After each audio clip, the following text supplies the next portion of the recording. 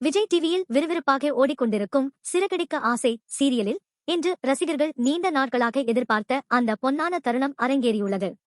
ரோகிணி இதுவரை பாதுகாத்து வந்த ரகசிய திருமண விவகாரம் மற்றும் கிரிஷ் தான் தன் மகன் என்ற உண்மை முத்துவின் புத்திசாலித்தனமான காய்நகத்தலால் அம்பலமாகியுள்ளது. முத்து ஒரு பெண்ணை பற்றி தவறாக பேசுவதை ரோகிணியால் தாங்கிக் கொள்ள முடியாது என்பதை கணித்து கிரிஷின் அம்மாவை பார்த்தேன் என்றும் அவள் ஒரு மோசமான தொழில் செய்பவள் என்றும் முத்து கூறுகிறான். இதை கேட்டவுடன் ஆவேசமடைந்த ரோகிணி தன் தாய்மையின் உணர்ச்சியை கட்டுப்படுத்த முடியாமல், நான் தாண்டா கிரிஷின் அம்மா, என் வயிற்றுல பிறந்தவன்தான் கிரிஷ் என்று கத்தி உண்மையை உளறிவிடுகிறார். இந்த அதிரடி வாக்குமூலத்தை கேட்டு அண்ணாமலை குடும்பத்தினர் அனைவரும் சிலையாய் உறைந்து போகின்றனர். உண்மை வெளியே வந்த அடுத்த நொடியே முத்து தனது தந்திரத்தை வெளிப்படுத்துகிறான்.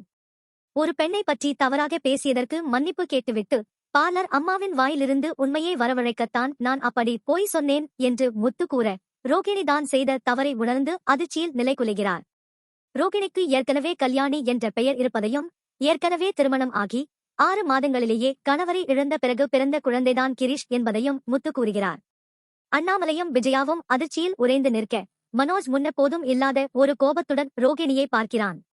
ஏமாற்றத்தின் உச்சிக்கே சென்ற மனோஜின் அந்த பார்வை ரோகிணியின் ஒட்டுமொத்த கோட்டையும் சரித்துவிட்டது என்பதை காட்டுகிறது. இந்த உண்மைகள் வெளிச்சத்திற்கு வந்த பிறகு வரும் எபிசோடுகளில் ரோகிணி தனது தரப்பு நியாயத்தை ஒரு உருக்கமான உரையாடல் மூலம் முன்வைக்க வாய்ப்புள்ளது. நான் பொய் சொன்னது உண்மைதான், ஆனால் மனோஜை பார்த்த பிறகு எனக்கு ஒரு மறுவாழ்வு கிடைக்க வேண்டும் என்று ஆசைப்பட்டது என்று ரோகிணி கதறி அழக்கூடும். இப்படிப்பட்ட ஒரு அழகான மற்றும் பாசமான குடும்பத்தில் வாழ வேண்டும் என்ற பேராசையினால் தான் இந்த உண்மையை மறைத்ததாக அவர் கூறலாம். தான் செய்த ஒவ்வொரு பொய்யும் மனோஜின் மீதான காதலால் விளைந்தது என்றும், அண்ணாமலையின் அன்பான குடும்பத்தை இழக்க விரும்பாததாலேயே இவ்வளவு காலம் அமைதி காத்ததாகவும் அவர் வாதிட வாய்ப்புண்டு. இந்த உணர்ச்சிகரமான விளக்கம் அண்ணாமலையின் மனதை கொஞ்சம் கரைக்கக்கூடும். தனக்கு எதிராக இருந்த ஒரே தடையாக இருந்த மீனாவை பற்றியும் ரோகிணி உண்மையை உடைக்க தயாராக இருப்பார். மீனாவுக்கு இந்த உண்மை முன்பே தெரியும் என்றும், அவர் தன்னை கடந்த ஒரு வாரமாக உண்மையை சொல்லும்படி மிரட்டி வந்ததாகவும் ரோகிணி குற்றம் சாட்டலாம். இன்று காலையில் கூட ஒரு வார காலக்கெடு கொடுத்து, அதற்குள் உண்மையை சொல்லாவிட்டால் தானே சொல்லிவிடுவேன் என்று மீனா எச்சரித்ததை அவர் குடும்பத்தினரிடம் பகிர்ந்து கொள்ளக்கூடும்.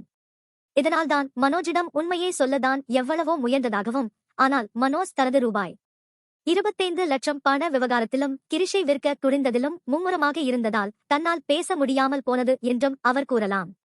ரோகிணி தனது இறுதி ஆயுதமாக தன் பொருளாதார சுதந்திரத்தை முன்வைக்க வாய்ப்புள்ளது. எனக்கு வருமானம் இருக்கிறது, தொழில் இருக்கிறது, என் மகன் கிரிஷை என்னால் வளர்க்க முடியும் என்று கூறிவிட்டு, நீங்கள் என்னை ஏற்றுக்கொள்ளாவிட்டாலும் பரவாயில்லை, ஆனால் நான் மனோஜையும் இந்த வீட்டையும் உண்மையாகவே நேசித்தேன் என்று ரோகிணி ஒரு சவாலோடு கூடிய விடுதலையை கோரலாம். ஒரு குற்றவாளியாக நின்றாலும் ஒரு தாயாக தனது மகனுக்காக அவர் எடுக்கும் இந்த விஸ்வரூபம் குடும்ப உறுப்பினர்களிடையே ஒரு மிகப்பெரிய குழப்பத்தை ஏற்படுத்தும். விஜயா போன்றவர்களுக்கு ரோகிணியின் பணம் தேவையாக இருந்தாலும் அவரது கடந்த காலம் அவர்களுக்கு பெரிய அவமானமாக தெரியும். இறுதியாக அண்ணாமலை இந்த இக்கட்டான சூழலில் என்ன முடிவு எடுக்கப் போகிறார் என்பதே கதையின் முக்கிய திருப்புமுனையாக இருக்கும். கிரிஷ் என்ற ஒரு பிஞ்சு பாலகனின் எதிர்காலத்தை கருத்தில் கொண்டு ரோகிணியை மன்னித்து மகனுடன் ஏற்றுக்கொள்வாரா அல்லது ஏமாற்றத்தை மன்னிக்க முடியாத மனோஜின் முடிவுக்கு மதிப்பளிப்பாரா என்பது $1 மில்லியன் கேள்வியாகும். விஜயாவுக்கு ஒருபுறம் மருமகளின் பொய் கோபத்தை கொடுக்கும். தன்னுடைய செல்ல மகனை ஏமாற்றி திருமணம் செய்துவிட்டாய் என்ற கோபம் நிச்சயம் இருக்கும். பணக்காரி இல்லை என்று தெரிந்தபோது பத்திரகாளியாக மாறிய விஜய் இந்த விஷயத்தை அவ்வளவு எளிதில் ஏற்றுக்கொள்ள மாட்டார். சிறகடிக்க ஆசை சீரியல் இப்போது ஒரு குடும்ப நாடகத்திலிருந்து தார்மீக போராட்டமாக மாறியுள்ளது.